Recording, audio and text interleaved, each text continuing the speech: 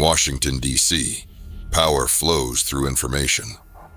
But what happens when the most sensitive military intelligence in the world ends up on the wrong phone?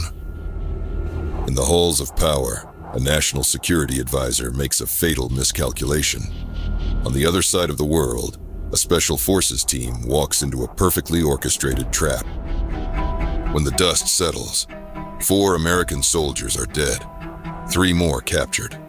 And the most catastrophic intelligence breach in modern history is just beginning to unravel.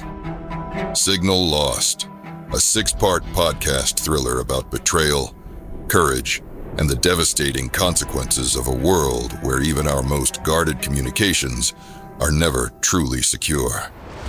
When everyone is listening, nowhere is safe. Signal Lost. Available wherever you get your podcasts.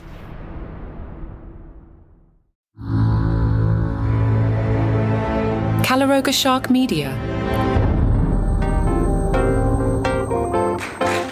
Hi there, I'm Johnny Mac with your daily comedy news. Tonight in New York City at the Beacon Theater, it is the Night of Too Many Stars. John Stewart is your host. Some of the performers: Chris Rock, Adam Sandler, Amy Schumer, Ronnie Chang, Alex Edelman, Susie Essman, Jim Gaffigan, Sarah Sherman, Max Weinberg's Jukebox, James Austin Johnson, and Sam Morrell. In a statement, creators Michelle and Robert Smigel said, "We created Night of Too Many Stars with our friends in the comedy world at a time when most organizations focused only on research for a cure. Seeing so many parents struggle to find appropriate services and schools for their children inspired us to create an event to support the vital programs and services that individuals with autism need right now." This was started back in 2003. Also back this week, the Boston Comedy Festival, its 25th year. Congratulations to those guys. The lineup includes headliners Eddie Pepitone, Emo Phillips, Michael Costa, Brooks Wheelan from Saturday Night Live. Remember Brooks? No, me neither. And Amy Miller.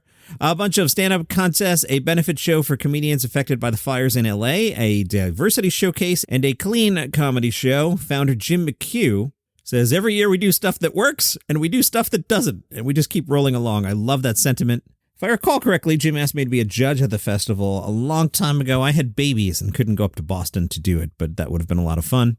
The idea is to appeal to a wide range of tastes. McHugh says, "We've always had the feeling of whoever you think is the best comedian, you're right." The Boston Globe did a bit of a preview. The contest starts tomorrow. The idea is to showcase local acts. Jim says the whole purpose of this thing we started 25 years ago is trying to get the industry to come here and see the acts. April 3rd, the Funny Together Tour is clean comedy. Providence comedian Rhonda Corey is joined by Bug Coulson and Mike Murray. Bug Coulson is a great name. Eddie Pepitone also on the 3rd at City Winery at 2:30 p.m. On the 4th at 7 o'clock, a more reasonable time, celebrating diversity in comedy. Your host is Beer with a Queer, Jeff Klein, also a fun title. Emo Phillips on the 5th at 7 o'clock. On the 5th, Amy Miller says, "I think the most 40-year-old thing I do, though, is I have a special word for when I've had too much white wine and I want to get in a fist fight." She headlines 2 shows with Courtney Reynolds. And on the 5th, it's the Boston Comedy Finals, where the final 8 contestants will compete for the top prize in front of a panel of judges. Ryan Hamilton will receive Comedian of the Year. Seems like a really good festival, and the one over the weekend in Rhode Island, also fantastic. Nice to see the comedy festivals back. Somebody you may know started a comedy podcast 6 months before the pandemic, and boy, in 2020 was eye stretching. The New Republic seems to agree with me that Everybody's Live with John Mulaney is an ambitious mess. They write, "John Mulaney's new Netflix talk show is filled with ideas that are funny in theory, but only barely work in practice." Echoing some of what I talked about with Zinnemann yesterday, how do you tell the difference between a talk show that reinvents the form so radically that it confounds the viewer's expectations about what a talk show is, and a talk show that just doesn't work? The young man Philip, who wrote this piece, says, "I wasn't old enough to experience the 1982 Late Night with David Letterman, but I suspect that it did something like the former. Letterman worked almost immediately. Letterman was quirky, but it leaned into the, it's 12:30, the NBC bosses are asleep, no one cares, let's just make ourselves laugh," which is kind of what Mulaney's doing, but with a much brighter spotlight. This writer is wrong when he writes, "I imagine that the early viewers of Letterman's Late Night initially may have been confused about how the gap-toothed goofball was using the hour allotted to him. Nope, not at all. Right from the get-go. Even the initial opening credits for Letterman let you know it was low-key. You know, over the years, the Letterman theme evolved into this big showbizy theme by the time we got to the CBS version of it, but that initial version, very, very chill. And the understated VO, no. This was not screaming showbiz. This was screaming, it's 12:30 and nobody cares. The writer says, I don't yet know how to watch Mulaney. Mulaney opens with a monologue that is followed by pre-taped bits of varying quality, occasional audience gags, celebrity guests on couches, and a musical performance. There are Johnny Carson, Ed McMahon style exchanges between Mulaney and Richard Kind. I personally don't know if Richard Kind was the right choice either. I'm sure that's an unpopular opinion, but I just said it. And there are Letterman-esque absurdities like the same-o delivery robot that ranges freely around the set. That is true. This next paragraph is on point. There's a kind of punk wonderment about shows like Letterman's or Eric Andre's, throwing things at the wall to see if they'd stick. As acidic as they are, there's a hopeful spirit of formal exploration at work. But Mulaney's show has a certain sourness, a deliberate lack of wonder that's most detectable in his management of the panel portion. On one hand, it's slightly funny to watch deliberately incongruous guests awkwardly squirm as they try to offer advice to callers, uncertain what exactly they're supposed to do. On the other hand, it kind of sucks to watch that. Good analysis there. Let's stop off at Gossip Corner. Shane Gillis, dating an Instagram model. Grace Brassel is building up her follower collection, and people aren't paying attention on Instagram last week. She shared photos of the couple's recent trip to the UK. They attended UFC Fight Night, Edwards versus Brady in the O2 Arena. She captioned one of her posts, drank 55 Guinnesses and 55 beers with my buddies in Europe. That got a lot of attention. One person accused her of being after Shane's secret grilled cheese recipe. Another person wrote about Shane's choice of hat. Shane hasn't taken off that Eagles hat since we won the Super Bowl. It's basketball time. What kind of basketball, John? College basketball. Think about it. Does anything beat March basketball? Sitting there on those 4-day weekends, watching all the games. Nothing beats that. Bring the fun of a bracket to every game day by making entries on Underdog. Underdog is one of the leading sports apps, and you can play now in your state. Do you want to win up to 1,000 times your money? You can with Underdog. I dig playing higher or lower. You pick a player, and whether or not they'll go higher or lower on one of their stats. The stats include points, assists, rebounds, and more. Get out your phone. Pick somebody. Go higher or lower. Total fun while watching March basketball. And if basketball's not your thing, they've got all your favorite leagues, teams, and stars to choose from. You can create entries with all basketball selections or mix and match across other sports. You want to throw some soccer in there? Throw some soccer in there.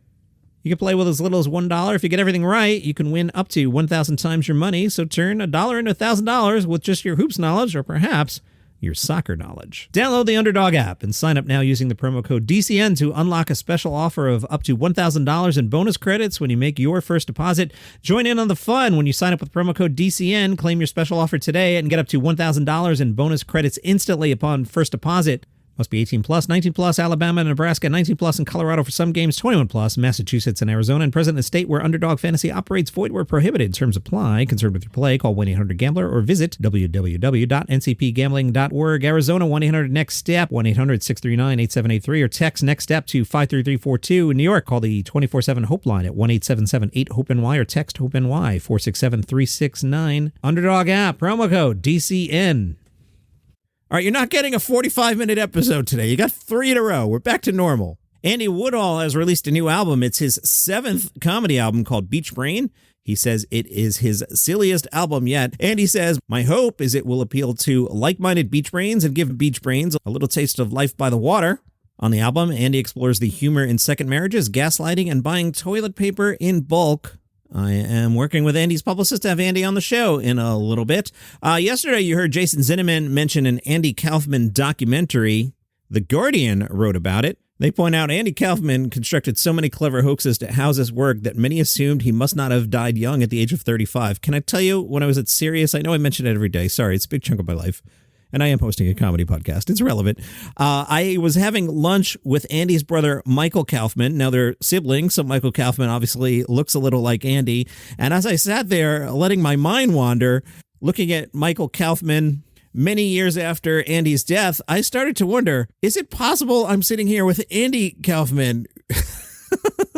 We had a cool idea for a broadcast at Sirius. So Sirius does these, they call them town halls. So you have a celebrity in, like we did one with Bruno Mars, and you have a bunch of fans come up and the fans get to ask questions. The Kaufman estate, led by Michael, was willing to announce Andy Kaufman Town Hall. And I wanted to do a whole big put on of promoting this is the return of Andy Kaufman. They were on board. We had a press release drafted and the big boss just didn't get it.